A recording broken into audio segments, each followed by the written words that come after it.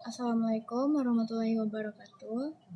Perkenalkan, kami dari kelompok yang beranggotakan saya Rindiani Fatika Sari, awalan 23, akhir 58, dan rekan saya Muhammad Rafi Duika, awal NIM awalan 23, akhiran 19. Pada video kali ini, kami akan mempresentasikan tugas akhir dengan judul Sistem Informasi Pembelajaran berbasis metode Blended Learning. Kita masuk kepada latar belakang dari kasus ini. Untuk saat ini, pembelajaran tidak lagi terbatas di ruang kelas, tetapi juga dapat dilakukan secara online melalui internet. Namun pada kenyataannya masih banyak institusi pendidikan yang mengelola materi, tugas, absensi, dan penilaian menggunakan berbagai media yang terpisah, sehingga proses pembelajaran menjadi kurang efektif. Oleh karena itu, kami mengusulkan pembangunan sistem informasi pembelajaran berbasis web dengan metode blended learning yang mengintegrasikan seluruh aktivitas pembelajaran dalam satu platform. Lanjut ke slide selanjutnya, yaitu rumusan masalah dan tujuan dari kasus ini. Berdasarkan latar belakang tersebut, terdapat 3 rumusan masalah utama, yaitu bagaimana merancang sistem informasi pembelajaran berbasis web. Yang kedua, bagaimana menerapkan metode blended learning pada sistem. Dan yang ketiga, bagaimana merancang database dan UML sistem. Tujuannya yaitu merancang sistem informasi pembelajaran, membantu pengelolaan materi, tugas, dan nilai. Lalu yang ketiga, menghasilkan rancangan UML dan database yang terstruktur. Selanjutnya, manfaat sistem. Manfaat sistem ini dibagi menjadi 3 kategori. Yang pertama, bagi dosen, ini memudahkan pengelolaan materi, tugas, nilai, absensi, dan laporan pembelajaran. Dan untuk mahasiswa, ini memungkinkan akses materi kapan saja, pengumpulan tugas secara online, serta melihat nilai secara real-time. Dan bagi institusi, ini dapat meningkatkan efisiensi pengelolaan pembelajaran dan menciptakan arsip data yang lebih terstruktur. Selanjutnya, landasan teori. Pada bagian ini, kami membahas teori yang menjadi dasar pengembangan sistem, yaitu metode blended learning, UML, dan basis data. Untuk karakteristiknya, yang pertama, menggabungkan pembelajaran konvensional dan digital, lalu memanfaatkan teknologi informasi sebagai media pembelajaran. Yang ketiga, meningkatkan interaksi antara dosen dan mahasiswa. Yang keempat, memberikan fleksibilitas waktu dan tempat belajar. Lalu keunggulannya yaitu meningkatkan efektivitas pembelajaran, menghemat waktu dan biaya, mempermudah distribusi materi, mempermudah evaluasi pembelajaran, dan meningkatkan kemandirian belajar mahasiswa. Tapi untuk kelemahannya, dan adapun kelemahannya yaitu membutuhkan akses internet yang stabil. Yang kedua, membutuhkan kemampuan penggunaan teknologi dan ketergantungan terhadap perangkat digital. Selanjutnya, di sini ada UML dan basis data. Dalam perancangan sistem, kami menggunakan UML atau Unified Modeling Language.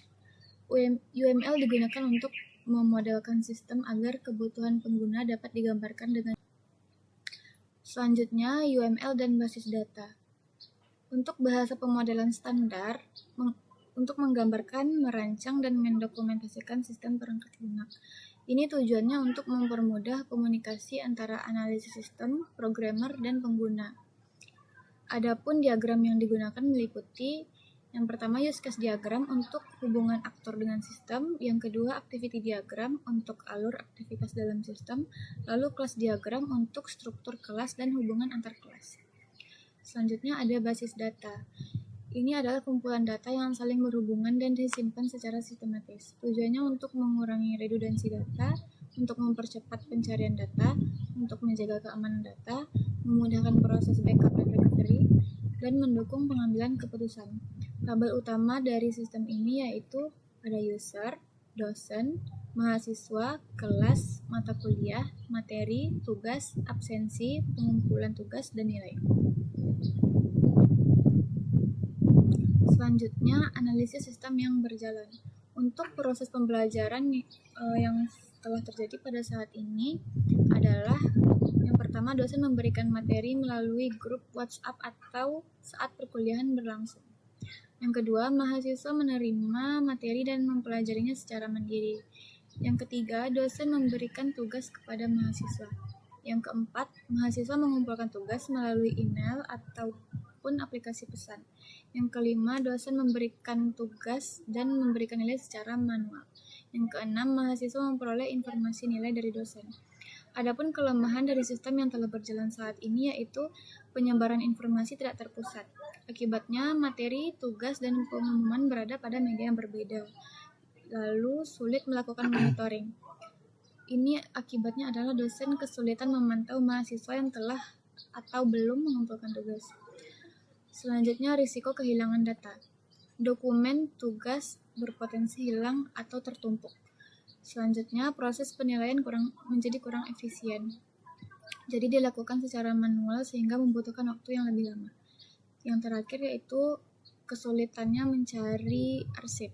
Jadi data, tugas, dan nilai semester sebelumnya sulit ditemukan kembali.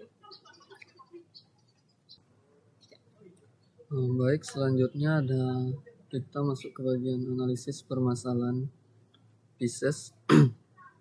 Di sini ada 6 aspek permasalahan. Yang pertama di aspek performance.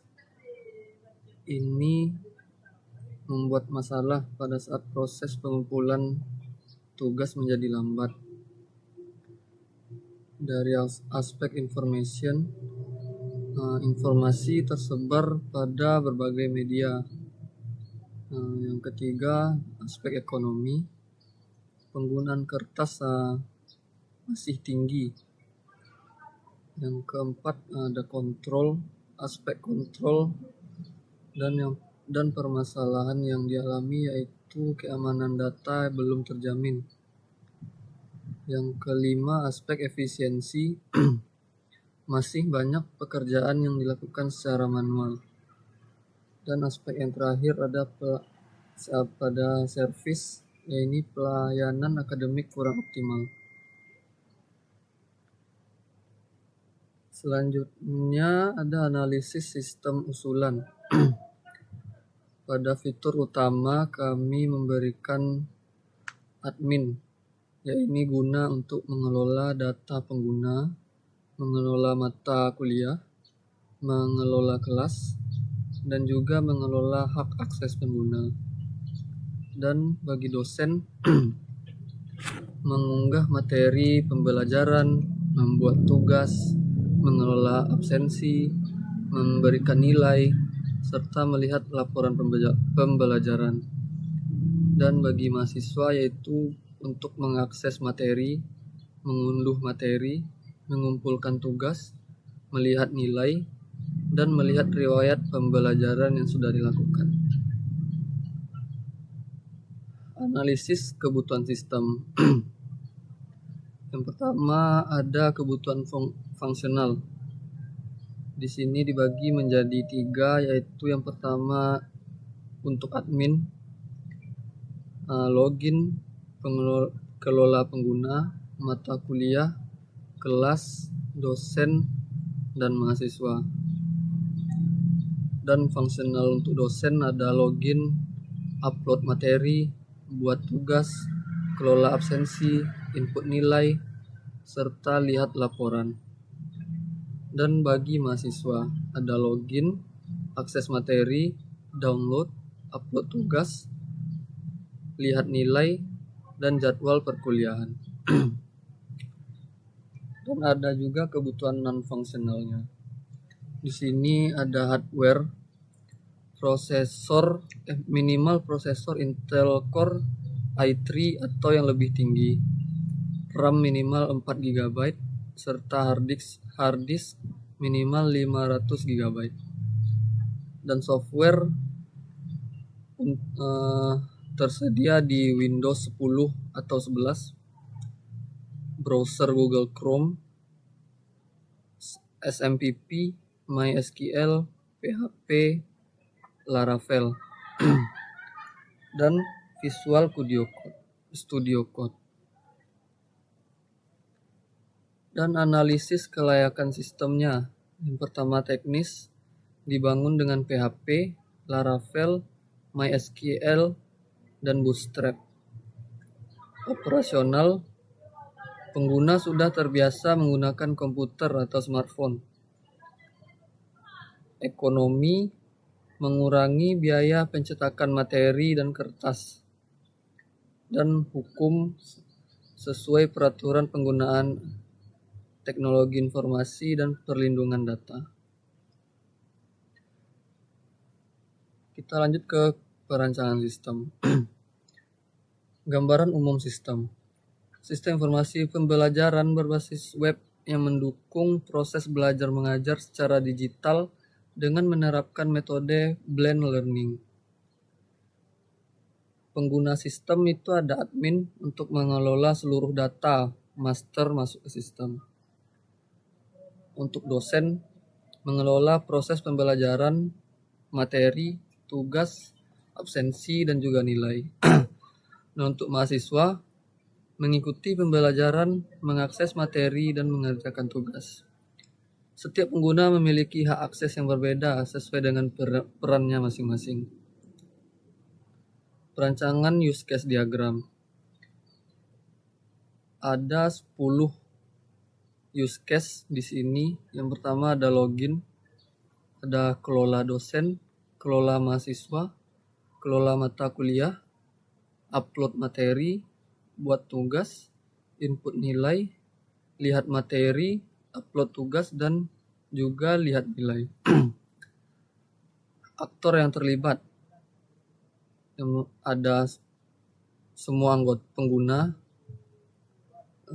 Kelola dosen itu bisa diakses hanya oleh admin, begitupun kelola mahasiswa dan juga kelola mata kuliah.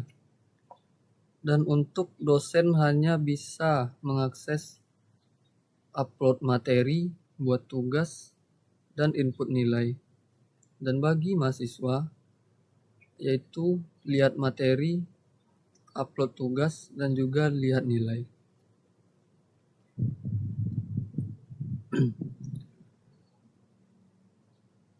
Perancangan activity diagram. Yang pertama, activity diagram untuk login. Proses autentikasi pengguna ke dalam sistem.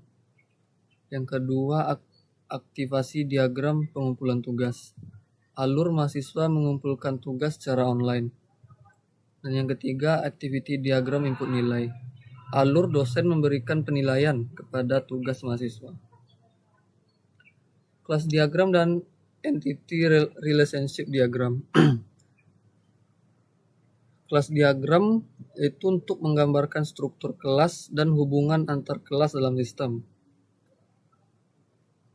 Kelas utama ada user, dosen, mahasiswa, mata kuliah, kelas, materi, tugas, pengumpulan tugas, dan juga nilai. Ini menunjukkan atribut, metode, dan relasi antar kelas. Dan entity relationship diagram atau IRD menggambarkan relasi antar entitas dalam database.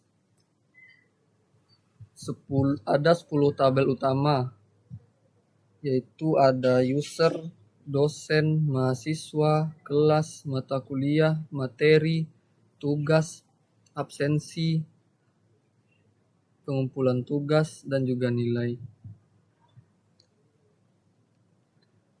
Selanjutnya perancangan basis data. Di sini ada 10 tabel.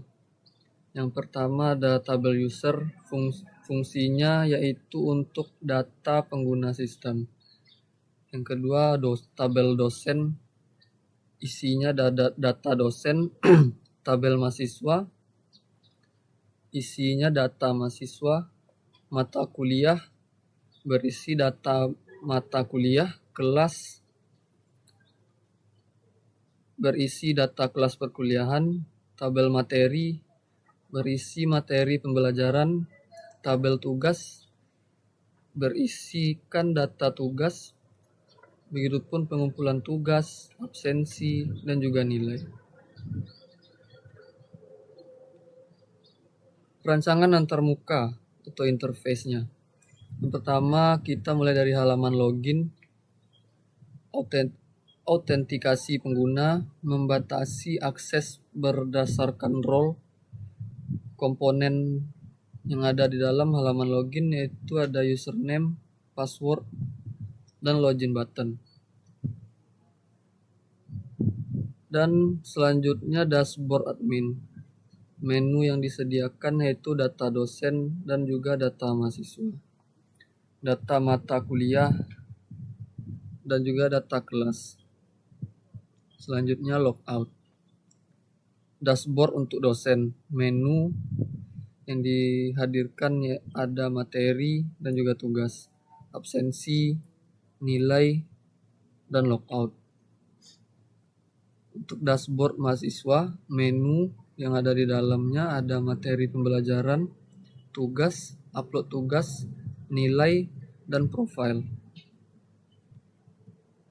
Spesifikasi kebutuhan sistem seperti yang sudah dijelaskan sebelumnya, hardware minimal prosesor Intel Core i3 atau yang lebih tinggi, RAM di atas RAM minimal 4 GB dan harddisk minimal 500 GB. Dan untuk software minimal Windows 10 atau 11 menggunakan SMPP, MySQL, PHP, dan juga Laravel. Menggunakan Visual Studio Code dan juga Google Chrome.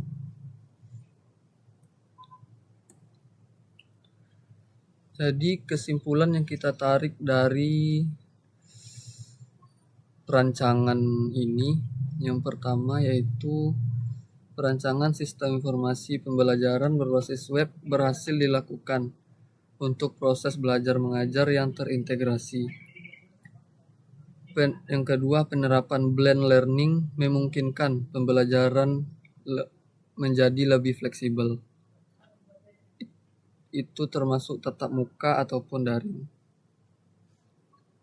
Yang ketiga, perancangan UML menggambarkan kebutuhan sistem secara jelas dan terstruktur.